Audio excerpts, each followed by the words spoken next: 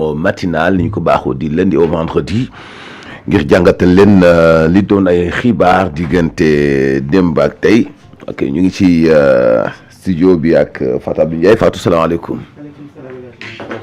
nuyu El Hadj Ahmed ak ñi déglu dañuy seetaan. ñu daal di continuer dalal El Hadj Ahmed Aïdara. lay fay El Hadj ci li ngeen fi wax démb yëpp dégg naa ko mais yàlla baax. daaw ñu la fi doon wax démb. amul problème. sant yàlla rek julli ci lent bi. di bokk ko yàlla dogal na ma teew. li yàlla dogal yëpp dégg naa waaye du ma tax a découragé.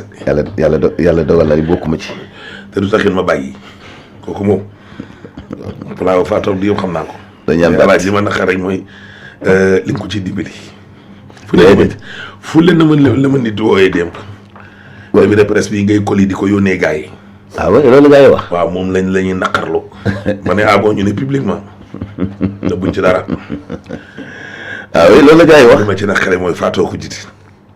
ah oui loolu la gars yi wax. ñëpp kay ñun kay fi ne di suba na tey dama leen bëggoon taf sax.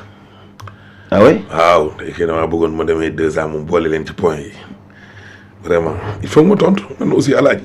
c'est terrorisme médiatique la. bu taf de xanaa xamoo ne tontom yooyu. wari bii rek a tax na kii. bul taf de. non kii ni mu bëggee ay kii xanaa xamoo ne tontu yi sax ay pexe la. bul taf de. tontu yi ak titre yi ay pexe la. tontu yi ak titre yi sax ay pexe la ñàkk pexe la de bul taf de. taf ñi yëpp tontuwante ñàkk pexe doo voilà nii laa leen naroon def yaa Fatou. dañu la laaj ay précis nga jël nit ay taf fu ñu saawa ko suba ngoon. yow pour yow non yow pour yow nu mu ko defee. bul taf de. xam nga pexe yi may wax ak yow ci moom kii ni ma ko xamee. alaay dama leen bëggoon taf tey. kii ni ma ko xamee est-ce que moom ni ma ko xamee dafa xam nga lu mu ci naan. déedéet yow tu n'as pas compris waaye alaaji même taf yi pexe la. Ahmed attaque frontalement. gis nga ko wutal na ko titre. su ko defee vie daal di jaaba jonga su ko defee tayoor ga. Fatou. tayoor ga ak euro ya. Ahmed daal di bëri mu daal tey am. ay descend Mansour. waaw nga am ay 80 000 vues ay 100 000 vues xoolal non kii ni ma ko xamee. bum laay bindulu alaaji bum. day ak ñaari o ak m. gis nga bum. il a bien choisi le titre. El Hadj Ahmed Aïdara descend Mansour. billaahi. su ko defee nag Mansour Diop ba pare def 3 points de suspension. gis nga ko. ñu ne kan la ca toftaloo kan la. mu daal mooy troisième personne lan la war a wax. war na garaaw Mansour a ngay attaqué kii Ahmed a ngay attaqué Mansour ak Fatou. waaw fekk ñu nañ dem xooli ko. balaa 4 jours affaire ba nekk ay 100. benn vidéo bi alaaj. ñaata la ci fayeeku na la ko naa ci def ñetti titres. ñaata la ci fayeeku. après les attaques. moytu. de Mansour ak Fatou. kii pexe kii ay pexeem. pexe rek la nekk. non kii ay pexeem ni ma ci xam lépp mënu ma ko wax. te lii ngeen ko waxee dem. te loolu diffamation ndax te su ma ko waxee sax àdduna ci fam ñoo may bàyyi. yéen fi mu nekk nii article L29 yéen dal na leen ak 30 bi. buy L29. ak 30 bi. boobu mooy ban. xamoo ko. bu yeboo day non alaaj démb li ngeen wax yëpp gars yi naan ma déglul sa gars yi. déedéet kay. nee na revue de presse bi daal ci pexe képp nga koy teg. koli ko da nga koy koli de. koli ko rek yónnee ko gars yi rek xoolal nekk ci say mbir. ngay garaawul am problème. alaaji maa ngi lay siyaar. alaaj bu ñu tax fay. di la nuyu dama leen a mënul a baax. c'est que loolu tamit problème la alaaji. nekk ak ay nit te mënoo leen a baax. waaw doo bàyyi. doo fay. doo découragé. doo ñaan baat. waaw amul problème alaaji.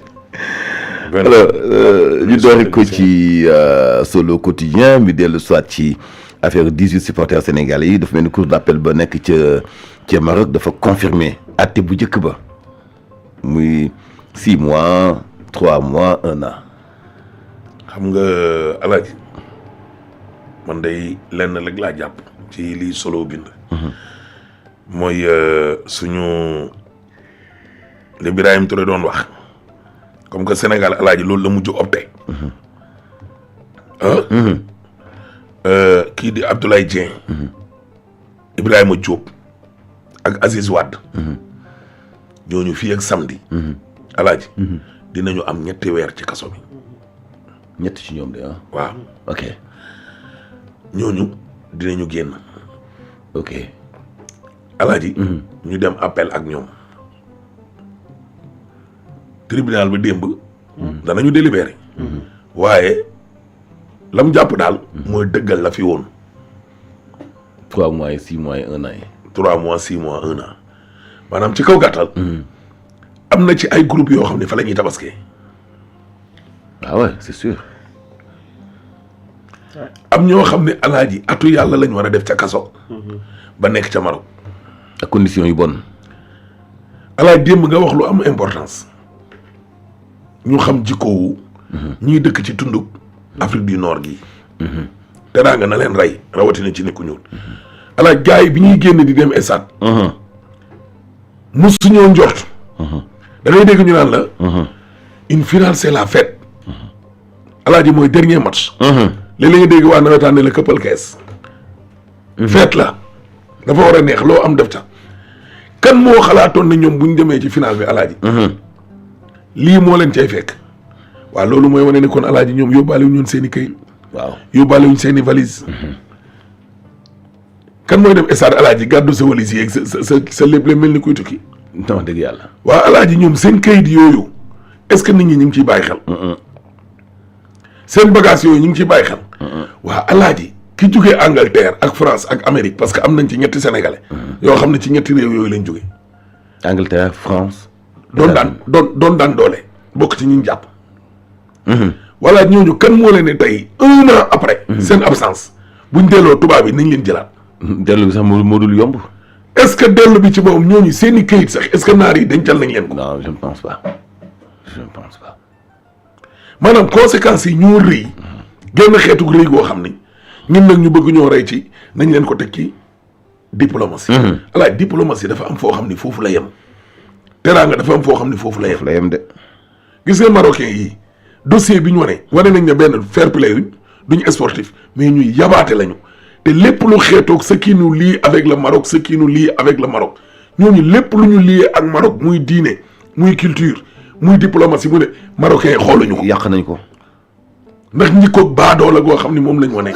ci dossier wu supporteru Sénégal yi. ñun nag dem nañ ceeg teraanga ba sës de mais ñoom gat sa lañ ci nekkee depuis le début ba fii ñuy wax ak yow. mais di dafa ñaaw. amul benn respect. alors yëg nga ni démb dama doon seetaan télé tubaab yi. gis reportage boo xam ni y a eu 2 morts hier Maroc ci ay supporters yu doon xeex ci Rabat. ah encore 2 morts démb ci stade démb. 2 morts. démb lundi laa ko doon seetaan match bi xaw ma dimanche la xaw ma démb ci lundi bi la. ñoom réewande kon seen jikko la. dañ doon xeex seen biir 2 morts Maroc yàq nañ fi Jeux olympiques fii ci juillet 2024 démb toj nañ seen réew stade yi ba ñaari nit dee. Xavi ñun du dara lu dul rek arbitre ba doon na leen sàccal. surtout mais lii kenn xamul lan la. yàlla bañ. c'est vraiment grave. Fatou ban jàngat nga am ci suñu supporters yi foofu ci Maroc. je pense que c'est déjà dur ci li nga xam ne moom mooy procès bi ñu daal di confirmer waat jugement boobu nga xamante ne amoon nañu ko parce que li lay wan seen soxor rek mooy le procureur bi demandé à ce que ñu doubler la peine maanaam peine bu njëkk bi ñu doubler ko loolu moo lay wan ne rek coxor gi nekk ci ñoom maintenant même si le juge bu ko suivrul également soreewul ñoom ñaar parce que li mu def moom mooy confirmer peine bu njëkk bi taxoon Sénégal bëggoon mu deñ et ñun ñoo fi nekk di wax teraanga déggoo fi benn télévision marocaine déggoo fi benn interview d'un Marocain wala d'un joueur marocain qui parle de teranga wala qui parle des relations bilatérales entre le Maroc et le Sénégal ñun Sénégal ñun ñoo bëgg maslaa ñun ñoo bëgg rafetal ñun ñoo bëgg di jàmm ak sunu ay dëkkandoo mais il y a des pays yoo xamante ne quand il s'agit de trancher wala de prendre une décision xool ñu ci dara et c'est ce que le Maroc a fait moo tax Sénégal mbéjum kanam nit a koy fajal boppam fullaam ak faydaam mooy ay nous avons des intérêts au Maroc nous avons nos frères et sœurs au Maroc yooyu yëpp amu ci ñoom ni ñu amee ay frères et sœurs au Maroc ñoom également noonu la ñu fi amee seen i ay doomu réew am ay intérêt fii ci réewu Sénégal fi ñu tolloog ñoom amatul masla amatul rafetal c'est-à-dire que lu mu laaj ci ñoom pas de manifestation boo xam ne violente pas ngay xupp ay doomu réewu Maroc wala doomu réewu Maroc du jot ak Sénégal mais masla bi moom moo ci war tam beneen bi c'est l'échec de notre diplomatie loolu également ci beneen partie bi la daf ci am parce que aujourd'hui lii waroon nañ dès le début prendre ko à bras le corps ba nga xamante ne situation bi du yegg si fii suñu ay joueurs du ñu toog pendant presque mais ñu naan la ñii dinañ fa toogaat 6 mois les 6 personnes tabaski fa leen di fekk les 9 personnes dinañ fa toogaat 1 an.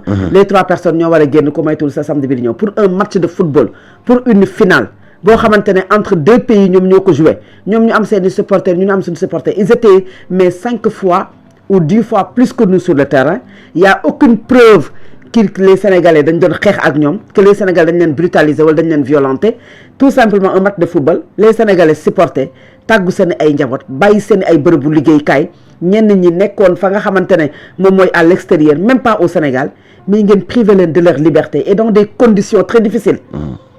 beneen bi mooy même leur avocat dem wax na ko maanaam joxuñu ko le permis de communiquer sur les conditions de détention de nos compatriotes ñun xamuñu ñoom ci kaso bi yan conditions parce que c'est des conditions dégradantes moom lañ nekkee ci biir kaso bi te jusqu'à présent moom amul sañ-sañu sax pour wax ko gis nga ñoom déjà dañ ñoo tooñ toññat bi ñu ba pare di ñu nappaale teg ci moom mooy ñun amuñu sañ-sañ pour wax yan conditions la suñu ay doomu réew di dund te ñi leen jegee jot a am certaines informations yoo xamante ne nañ ko am nee nañ les conditions sont dégradantes ci li nga xamante ne moom la ñu am parce que boo teree nit que le permis de communiquer moom mooy wane ne yow la communication mais dafa am solo c'est-à-dire que ki nga xam ne mooy aujourd'hui le trait d'union entre le peuple sénégalais ak les supporters sénégalais détenus au Maroc moom mooy l'avocat Kabou information yëpp ci moom lañ koy déggee parce que démb en mi-journée yaa ngi dégg ñu ne le procès a été renvoyé c'est lui-même moom moo def ci page am ne le procès n'a pas été renvoyé il suit son cours actuellement retiré wu nañ pour délibérer pour que nit ñi door a xamaat information su fekkee kooku war a jox information le peuple sénégalais moom nga privé ba nga xamante ne moom du am information bu mën a jox nit ñi mais loolu déjà c'est grave et le droit international je pense que ne nga xam ne moo war a tënk ñëpp mais waxu loolu pourquoi le Maroc échappe comme ça ci li nga xamante ne moom la ñu tënkee yoon yi ci àdduna wërngal këpp di doxalee nu ko neexee les pays sont certes souverains mais am na ci loo xamante ne dëkk yëpp dañ ko war a mën a bokk mooy déjà assister sa nu mu tuddati taxawu leen mën ko traduire te loolu dès les premières heures dañ ko raté parce que mënuñu woon am accès ci ñoom la traduction était difficile c'est-à-dire que le procès du début à la fin tout a été biaisé te loolu ci Mansour loolu dul yabaate yàpp nañ ñu nag man nag xaw ma nag Maroc ñoom lan la ñu xool ci Sénégal ba yàpp leen parce que pour des crimes aussi graves sax yeggul des délits aussi graves plutôt yeggul sax ci li nga xamante ne moom mooy ay 2 ans de prison mais pour un match de football entre 2 pays frères loo xamante ne c'est une fête nationale internationale mondiale boo xamante ne dëkk yi dañ koy seq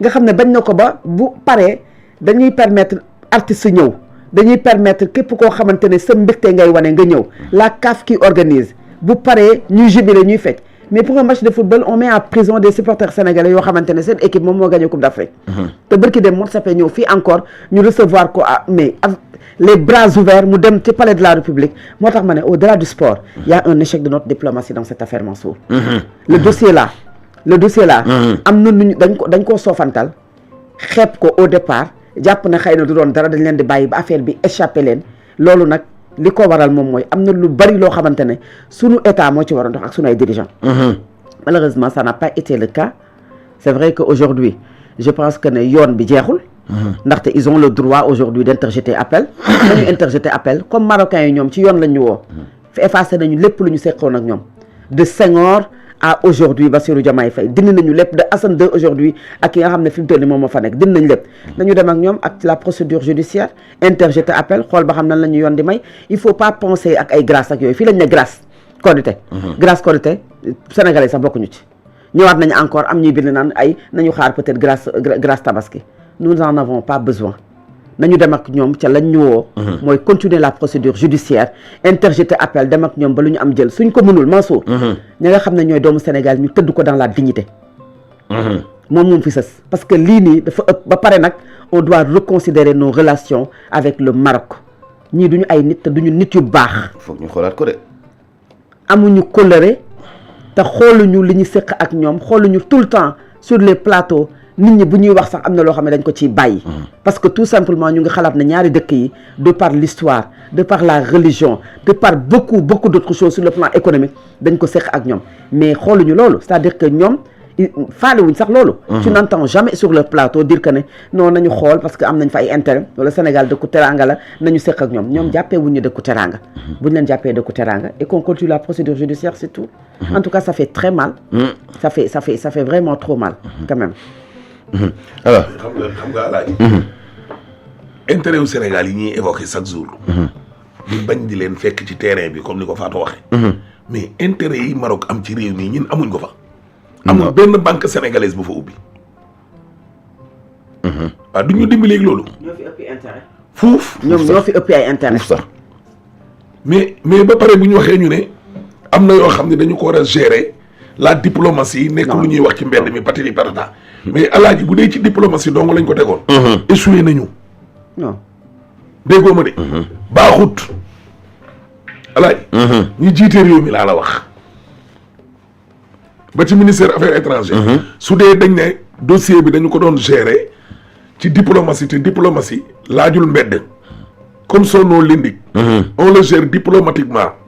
ils ont échoué. loolu c'est la triste réalité alaaji. amut benn résultat bu baax boo xam ni dossier wu supporter ya ca Maroc. boo dee ni mu la gisee rek la lay ëwalee. point loolu moom mooy dëgg. dañu wante dëgg. mais na wata mais et puis li gën a ñaaw sax mooy. gars yi dañ leen tàllal loxo saraxu ñi commencement bi di nga dem ak wàllum diplomatie mais am na foo xam ne bu fa lëf tolloo alaaji. day laaj nga taxaw li Fatou Abdou Ndiaye wax. suñuy doom tëdd ko ci dignité mais en retour affaire bi lan la war a mën a demee. leur ambassadeur doit être convoqué. benn ñaar. alaaji marche bi nga xam ne dañ koo war a organiser waat. ñun suñu ministre des sports dafa war a ñëw participer ci marche bi. njortuma ko de. si. moom moo jaadu mais njortuma ko de. xam nga problème mu kii bi problème mu Motsepe bi. gouvernement bi dafa génnee communiqué. même bu dee sax dafa def présumé. mais dafa tudd corruption. Motsepe li ko gën a tiital mooy position bu Sénégal foofu ni mu fa leere ne lii njort nañ ne ab corruption laqatu na ci ginnaaw. parce que foofu kàddu yi fu la moo génn. radical. waaw loolu mooy yoon. dana loolu mais ñi nag Maroc boobu ba léegi boo xoolee gouvernement bi lu ñuy doxal commencement bi. on peut comprendre dinañ ne waaw Ousmane Sonko dem na fa léegi bi ñu réunion ba pare ci comité mixte bi lii ak lii ak lii parce que dañ naan ñii suñuy doom la ñu jàpp. ñun nañ jéem a négocier au début indi diplomatie indi suñu teranga bi patati patata xamale ma la. mais boobu ba léegi nii marocain bañ na duñ bouger d'un iota. ne loo leen mënti indi ci teranga ñun soxlawul nous optons pour la gatsa gatsa. doon ay baadoo le pire. mel ni ñoom amuñu fi ay mbokk. te ñoom liñ fi am ci teranga foofu ci fukki junni yoon jolle ñun amuñ genn wala taatam gi. foofu ci seenu réew. mais alaaj lii lan la xanaa du football kese. non c'est trop. mais ça c'est trop may wax procureur bu baa doole bi moom naan nañ leen doubler peine bi. xanaa kooku moo gën a dee. parce que. for tribunal bi ñëw naan moom it day jéem a confirmer gars yi mais 1 an de prison. parce que amuñu benn considération ak ñi ñu ko seqal. amuñu benn preuve ci li ñuy jiñ Sénégal mais li nga wax rek Ahmed c'est-à-dire une organisation comme la CAF ñu accusé la de corruption ce président déplacé wu jël avion wàcc réewu Sénégal.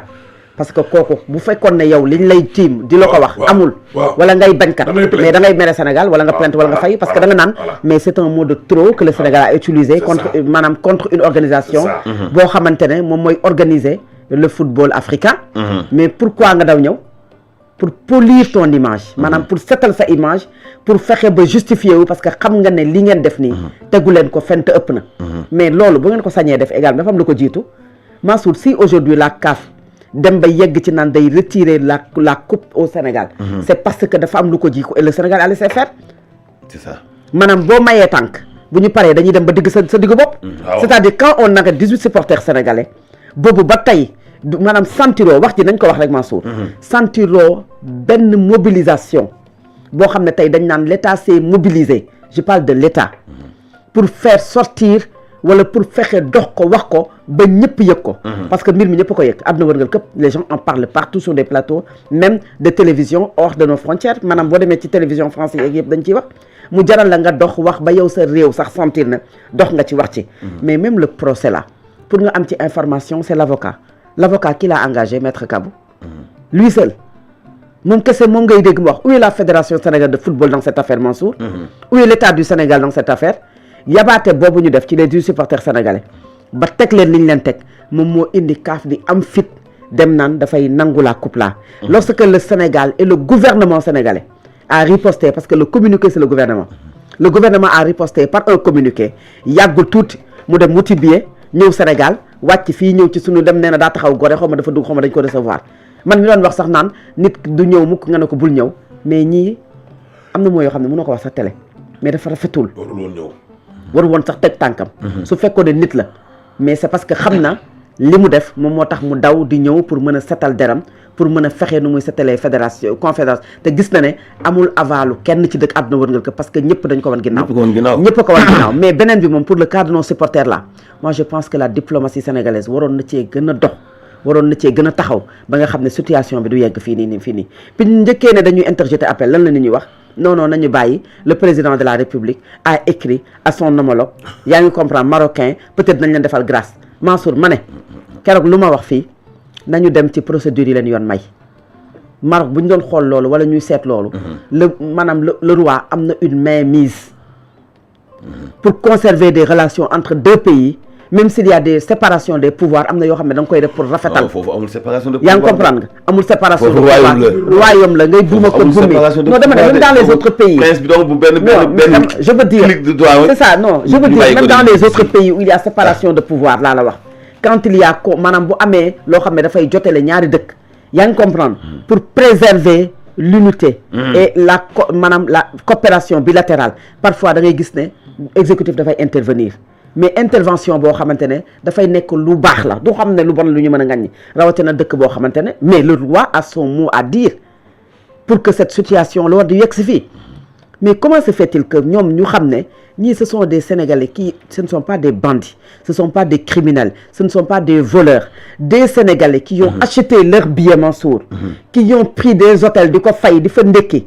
di sol ay yére yu baax dem di supporter ji seeni équipe football yeggale nit ci émotion bu muy tàqalikoo ak sagoom même bu ñu meroon et ce n'est pas le cas il y a pas de preuve que y a quand même de la violence boo xamante ne war nañ mën tëj kaso ne serait-ce que pour ça ñoom les autorités marocaines comment elles peuvent avoir toutes ces informations ba pare di seetaan ñuy tëj supporter Sénégal 18 ba pare encore di confirmer la peine moo tax ma ne jarul masla moo ko jaratul le Maroc a plus d'intérêt au Sénégal que ñun benn justice moo fa nekk de alaaj mais bu fekkoon ne affaire bi dafa am Tanger wala mu am Casablanca wala Marrakech wala Agadir sax ñu mën a wax même fekkee benn justice la xëy na ña fa nekk dañu topp seen nafsu mais capitale administrative bi nga xamante ni bi lépp lu tënku ci wàllu administration ci wàllu diplomatie ci wàllu haut niveau foofu mooy capitale am di Rabat fa la ñuy defee yu salte yi c'est-à-dire c'est inimaginable mënoo ci gis lu dul benn manque de respect bu dox seen diggante ak waa Sénégal manque de considération li ñu def ñoom ñoo ko tey et xam nañu ko doo xam nag lan lañ ci jublu doo xam ba xam suñu autorités yi la ñu yëpp doo xam ëllëg fan lay mujj c'est vrai que nag li tàng seen xol xëy na loolu ñun du Sénégal ñoo koy lijjanti parce que bu ñu jëlee ay milliards waaj ni ñu waajalee CAN bi def infrastructure bay waaja sax participer ci organisation mondiale 2030 xam nga bokk nañ ci 2030 Sénégal moom Maroc Espagne ak xawma ban réew bu defe na est-ce que de Portugal donc dañuy def ay milliards def donc ñoom loolu ñuy waaj a bokk ci organisation mondiale yi dañu nasoon seen ay plan pour bu ñu gañee CAN bi mu nekk benn succès bu ñu yóbbaalee malheureusement li ñu nasoon lépp nag Sénégal këpp yalwaan et nous en voulons pour ça kon ñoom amuñu esprit sportif en sport en sport on gagne ou on perd moom benn bi Moussa gañee CAN bi sax faat noonu la gañe woon diggante ma Guinée vidéo yi ñu ngi fi mais après ngay comprendre pourquoi ñoom ak yenn dëkk yi jubóowuñu et kili mu am benn haine viscérale boo xam ne dox na ci seen diggante parce que nii ñu def Sénégal nii man je viens de comprendre la relation diggante Maroc ak Algérie mais ni ñu koy comprendre parce que moi je me posais la question à savoir mais comment se fait que ces deux pays c'est à ce point bon leurs supporters et tout loo xam ne bokk nañu ko mais là tu viens de comprendre Mansour ak li ñu teg doomu Sénégal yi bu la Algérie xam naa ne waxee lañ leen teg mais di nga ne mais ñi est-ce que ay nit lañ. nga jàppale woon nañu ay supporters algériens de. encore yéen alaaji da ngeen def historique ci Maroc ñoom xoolal comment fii sa papa muy réew mi gën a bëri caprice fii ci ñoom benn dañ na ñoom du ñu ay africain lu ne Hassan II jéemoon na ko pour dugg Union européenne lu ne nee na ñoom seen climat fa la lan moo tax ba Maroc nit ñi di leen fiire pate alaaji CAN 2017 ñoom ñoo ko waroon organiser dem ba dernière minute ne réewu nit ñu ñuul ñii dans le Sénégal dañoo am Ebola buñ fi ñëw alaaji delloo ñu Coupe d'Afrique bi ba ñu mujj ko yóbbu xaw ma Angola la xaw ma ci ban dëkkate encore. ce sont des frustrés bëgguñu bokk Afrique te bokk. Alaaj te ñee considéré wuñ leen. xoolal waa CAF sanctionné leen. ñu dem taas. ñoom waa Maroc. barki démbul fii Argentine égalisé. mais ñoom dañoo daw dugg ca biir terrain ba. dëgg la. Sénégal gañe leen barki démb ñu waroon a organiser CAN féminine bi alaaj. lank ndaari te du ci suuf ne delloowaat nañ ñu ko. mais organiser tuñ gedd. waaw jury d'appel bi génnee résultat. ñu ne waa d'accord léegi d'accord nañoo organiser. non dañuy caaxaan. wax leen ban genre réew lañ dañu réew. dëgg la déggoo ma de. dëgg la coupe d'Afrique bii nii. bi mu jeexee. coupe d'Afrique féminine. ñoom ñoo ko war organiser. Sénégal gagné leen gars yi ñu bind leetar. na ngeen organiser tuñ. mel ni yow ku bokkul ci ay instances yu sérieuses quoi.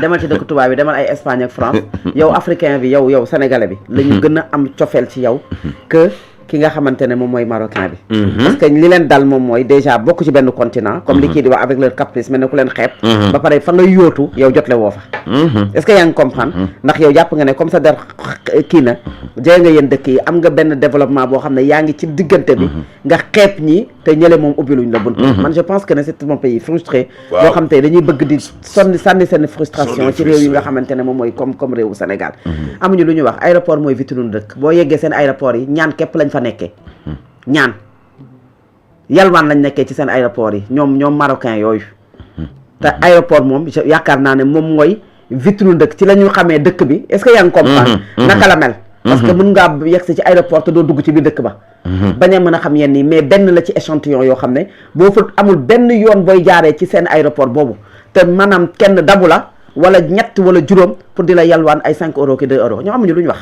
moo tax dans cette affaire là man pour man au-delà de ça c'est juste que dama mer moo tax ma weer leen noonu mere leen laa def mais c'est juste que pour dire que ne le Sénégal am na lu ko yoon may ne interjeté appel lu ko ci yoon may mu jël mais il faut plus espérer quoi que ce soit quand même du Maroc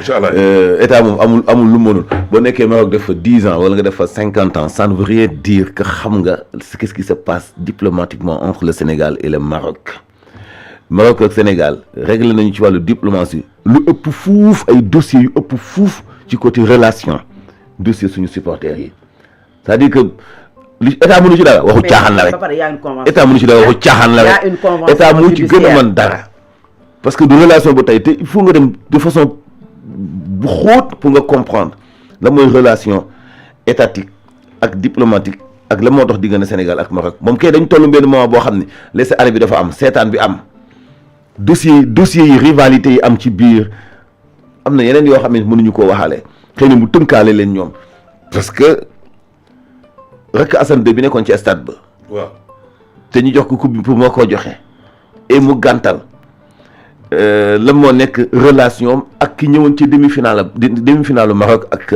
te moo nekk Moulay Hassan y a trop de non-dits bien sûr dossier bu ñuy kepp di ko këll la pour ut ci ndam ut ci popularité nekk Maroc tax nga gën a xam gars yi rek boobu de alaaji waaja dossier bi nooy am na ci de état war na ci gën a lal ful la alaaji waaja nga naroon a seeti ca Tambacounda borom hélicoptère bi waaw ndekete mbir mën na xaata la de du dëgg film la de alaaji waaja ndekete maçon la de du dëgg adduna bi yëpp la nax non du dëgg laajal waa armée de l'air ya fa dewoon hélicoptère ba ndekete amul de waaye du dëgg waaye donc je comprends pas waa ji ma gis yow moom fii laa toog ma ne la alaaji kon waa ji hélicoptère bi naaw na hélicoptère artisanalu Tambacounda boobu de alaaji ñu ni ma naaw na ma koy xool nga ni ma yaa ngi soo gis muy naaw man la maa ngi soo gis muy naaw boobu ba léegi ndax bàyyi mu ci woon xel bu baax saw ma sama la de ndax na waa réew mi yëpp waa Tamba dañoo aay xam naa tàngoor ko jàppoon hélicoptère bi tàngoor bi jàpp mu naaw wala l'armée de l'air mais li doon naaw kon lan la ñu ngi dénoncé ab cirque mais li doon naaw lan la kon laaj bàyyil bu deuxième partie bi moom la tey mooy def tey ci une kon iya la iya alaay lii gën a garaaw iya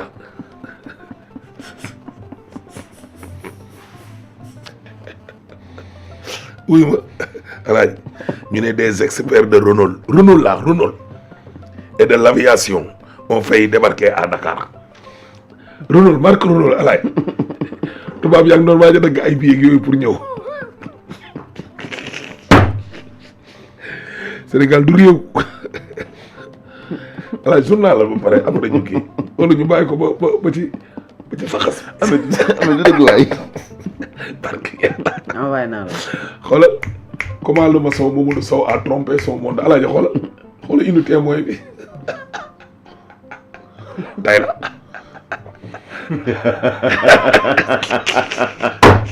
hélicoptère accidenté de Tambacounda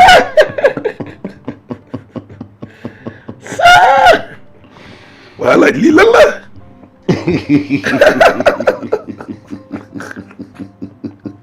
kii nag lañu war a yóbbu Maroc essence yi comme 18 ya waaw mais alaaji lu dëgg waay hélicoptère bi naaw na waay alaaji hélicoptère bi naaw na uy ba nekk te waa ji xandal la defal xandal mais ñi ko doon filmé nag kon ak booy liñ ko ngandale Sénégal xawma lan jeunes yi xawma lan ak lan dëkk boo xam ni émotion rek non alaaj lii du ma ko laal dëkk boo xam ni émotion duñ topp dara alaaj li xale yi naan lii du ma ko laal lu gaaw am ñu ko jot a féetale ay politiciens xaga ma xibaar lu gaaw am ñu ko féetale ay dañ ko politiciens changé ak 18 ya ca Maroc kay leen journal Sénégal du réew